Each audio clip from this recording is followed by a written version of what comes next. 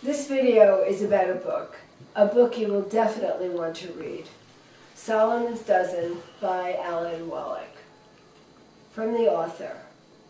As I've gotten older, I've always wondered, and I don't think I'm alone in this, do people over the age of 70 still fuck, get it on, bang each other? I wonder about the old guy in the park with plaid pants feeding the pigeons during the day. What does he do when the lights go down? Someday my pubic hair will turn gray too. I want to know if some woman is going to be pulling it out of her teeth. Solomon told me, and I quote, "When my wife died, I knew I couldn't bring her back. But the day after seeing a great performance of Don Giovanni at the Met, I wanted to bring back a little of my wild past, to build a catalog of my own escapades, just like the Don." Here is an excerpt from chapter 1 about Renee, so you can get a flavor of the book. I stopped at Starbucks, got the coffee, and when I got to the store, she saw me through the window and opened the door, which had a closed sign showing. "Boy, am I glad to see you," she said, and gave me a friendly kiss on the cheek. "How are you with zippers?" "What? Zippers? What are you talking about?" "Let's go in the back and I'll show you," she said as she locked the door.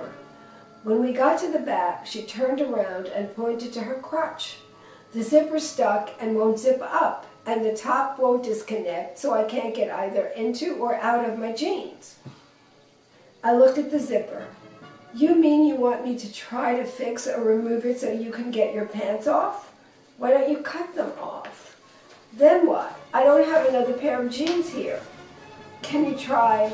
"You mean there, on site?" I said, pointing, and laughed raucously. "It's not funny," she said firmly, then lightened up. "Well, I guess it is a little bizarre for me as well as for you." "Sit down and spread your legs," I said sternly, stifling more laughter. She smiled, did as I ordered, and said emphatically, "No funny stuff, you hear?" I looked and fingered the zipper gingerly to see what was stuck. "Do you have any tools?" I asked. "I need a flathead screwdriver and a pair of some kind of pliers." "Look in the top drawer over there. I'm sure you'll find what you need." I used some tools for various jewelry repairs and adjustments. I found a small flathead screwdriver and needle-nose pliers and walked back to the spread-eagled woman sitting on the chair. I smiled again, fighting not to laugh, and sat down facing the crutch like a gynecologist, but thinking like a dentist. "Too bad we don't have stirrups." "Very funny," she sneered at me. "Get on with it." "Do you want Novocaine?" I said as I reached for the zipper. "No thanks, I'll bite the bullet and tough it out. I can stand the pleasure." I started trying to get the zipper to work and saw what the problem was. I needed to pry open the slider a little. The top problem was that the hook was squeezed too tight. That was really easy. But when I realized that she didn't have any panties on under her jeans, I feigned difficulty for quite a while and played with her. She didn't say a word during the whole exercise, and I looked up from time to time to see that she was in no hurry either. Finally, I got the top unhooked and exclaimed, "Voila!" exposing her vagina in all its glory. "Thank you," she exclaimed. "I owe you." She didn't get up and continued to sit there exposed. Without saying anything, I reached up and pulled her jeans down. "Just want to make sure everything works." She just looked at me without a word. I got down on my knees in front of the crotch and buried my face in it. I mouthed and licked her clit, first gently, then with intensity. She began to moan. "Oh God, that feels so good. We can't stop now." I continued licking her and put a finger in my mouth to wet it and emptied her with 2 fingers without stopping the licking. After a few minutes of that, she moved in rhythm and cried, "Don't stop. Yes, just like that." I kept it up, getting faster with my fingers until she screamed in climax, tensing all her muscles. "Yes, yes," she wailed. I guess he wasn't either a gynecologist or a dentist. I could feel her orgasm and also feel myself getting hard. Her reaction had me incredibly aroused. She relaxed and got up, pulled up her panties, pulled me up from my crouch, and said, "Your turn," and undid my belt.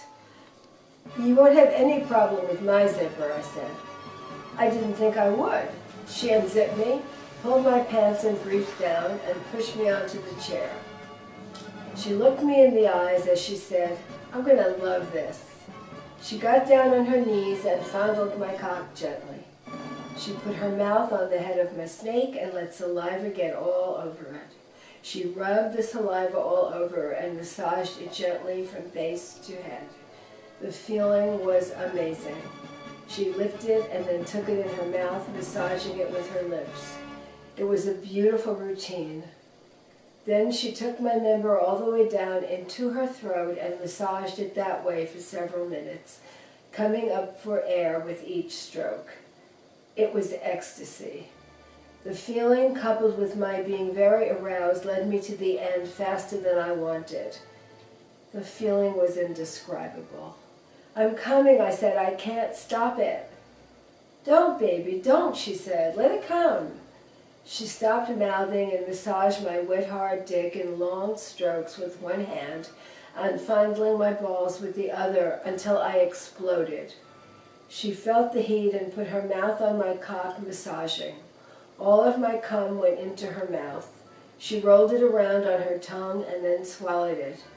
"How is that?" she asked. You can't imagine. I've had blowjobs in my life, but that was up with the best. You were pretty good yourself. Today was a surprise to me, and we didn't even drink our coffee. She looked at her watch. I have to get ready to open up.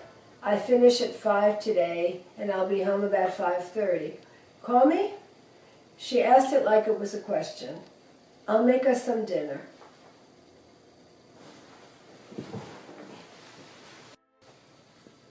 Go to the link below, or just Google Solomon's Dozen to get your copy and read the rest of Renee's chapter and the other 11 episodes. Have fun!